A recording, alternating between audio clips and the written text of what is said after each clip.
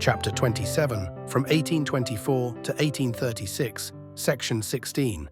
The True Colonist newspaper was published daily during 1835. The editor, Mr. Gilbert Robertson, filled its columns with strictures on government, and in a style which might be termed heroic, if inspired by truth.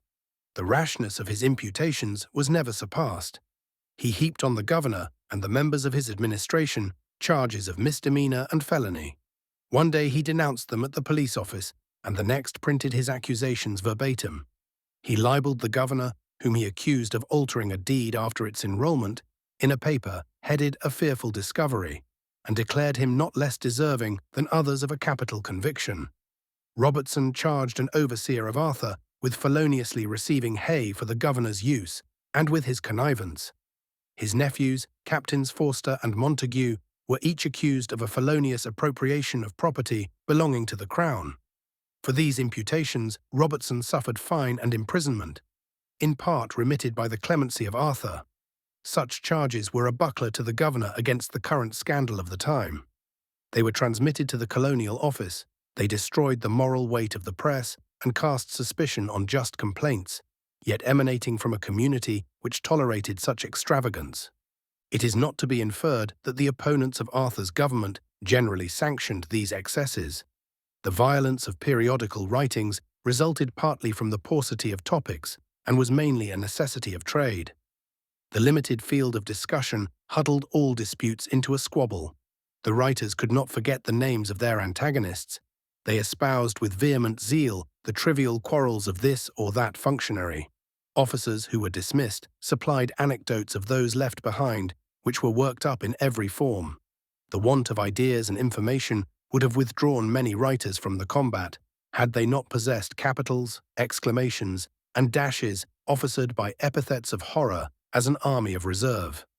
These attempts to impart energy to weakness and terror to insignificance gave to the articles of many old newspapers the aspect of auction bills, rather than political disquisitions. The reader of a better era may fancy this description shaded, but the writer, in preparing this work, has explored many a volume and shudders at the memory of his toils. He would not assign them to his worst enemy. Such were not all. There were writers on either side whose opposition was discriminating, and who enlightened the understanding without debasing the taste. The press was the more licentious because nothing else was free, but it raised a barrier against official corruption. Men of integrity were annoyed, but rarely injured. It intimidated the corrupt and protected the oppressed. Considered in detail, it was often detestable, but it prevented mischief more serious and lasting. These contentions embittered colonial life. They were daily renewed. The topics they embraced were rarely interesting beyond the moment. They filled the ephemeral publications of the day, and they now lie entombed in those repositories of the literary dead.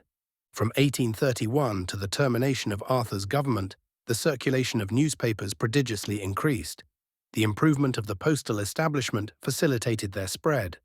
Settlers, who delighted in their controversies or dreaded their censure, subscribed to them all. With a few honorable exceptions, they rivaled each other in recklessness of statement and roughness of diction. No lover of truth will accept their testimony or transmit their praises. They were often what they were denominated by the Chief Justice, a moral guillotine. The spirit of contention was promoted by the peculiar fabric of society. The great majority of the colonists were below the period of human life when the temper becomes cautious and the passions calm. Its narrow sphere magnified their temporary importance. Every man might claim or forfeit benefits the government could bestow, and thus multitudes had personal grievances or unsatisfied expectations. The hostilities of the day were almost invariably associated with some sense of individual wrong. A grant of land desired by one was given to another. A valuable servant was denied on some public pretense and then assigned to a favored applicant. One found his mercantile tenders always rejected, while another, by some unintelligible process, engrossed the custom of the Crown. A youthful stranger was invested with the honors of a justice, when colonists of long standing were left undistinguished. The infractions of rule involved one masters in public disgrace. Another was a licensed transgressor. Such was the complaint, which might be easily illustrated by examples. but they are such as a knowledge of mankind will amply explain and are inevitable when the form of government is arbitrary and where its functions enter into all the details of private life. This was felt towards the close of Arthur's administration, and many, not prone to party strife, were anxious for its termination. The meetings to petition were more frequent and assumed a more general character. As the causes of dissension became better understood, the patronage of the governor ceased to be considerable, and no colonist was a lover of unprofitable despotism. These sentiments prevailed in both penal colonies. A political association was formed in Van Diemen's Land. A standing council was organized under the auspices of certain leading politicians who discussed the measures deemed necessary to amend their social and political condition. Mr. Thomas Horne, the secretary of this body, opened a correspondence with the governor and endeavored to direct his attention to its complaints. Arthur declined recognizing his credentials without an express sanction from the Crown. The association, however, carried on its debates. The council deliberated in public. The members were assembled in the body of the hall, and spectators were admitted to the gallery.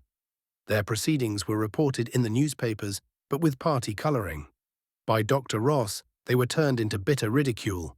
His remarks were retorted with cruelty and insult.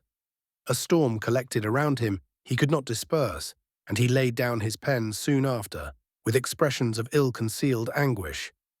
End of chapter 27, being chapter 3, from 1824 to 1836, section 16.